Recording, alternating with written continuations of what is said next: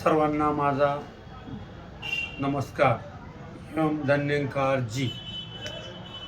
मित्रांनो, देव बघा कसा एक आहे. तो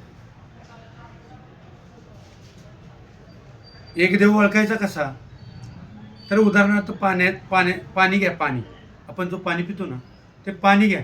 त्या पाण्याला आपण काय म्हणतो? पाणी म्हणतो. दुसरं नाव काय त्याला? वॉटर म्हणतो. तिसरं नाव काय त्याला? आपण तिनू म्हणतो. जसं पाण्याला अनेक नाव आहे, पण पाणी मात्र एक आहे, तसा देवाला अनेक नाव आहेत, पण देव मात्र एक आहे. बोलण्याची भाषा प्रत्येकांची वेगवेगळी आहे, पण शक्ती मात्र एक आहे. बघा, आपण ज्यावेळेस एखादं रोपटं घरामध्ये लावलं किंवा एखादं झाड लावलं, तर आपण झाडाला काय वरनं पाणी घालतो का? तर नाही. कुठं घालतो? आपण खाली पाणी घालतो. खाली पाणी घातल्यामुळे ते बहरतं. तसं भक्तीमध्ये आधी भक्तीचं मूळ शोधा. मूळ शोधलं की देवाची प्राप्ती होती. आणि देवाची प्राप्तीचं मूळ जर कुणाकडे असेल तर केवळ एकमेव सद्गुरूकडे. मग मानवाला कळतं. एक गीतकार म्हणतो, भला किसी का कर ना सके तो, भला किसी का कर ना सके तो, बुरा किसी का मत करना, फूल बनकर महकना मगर काटे बनकर मत चुपना. बघा,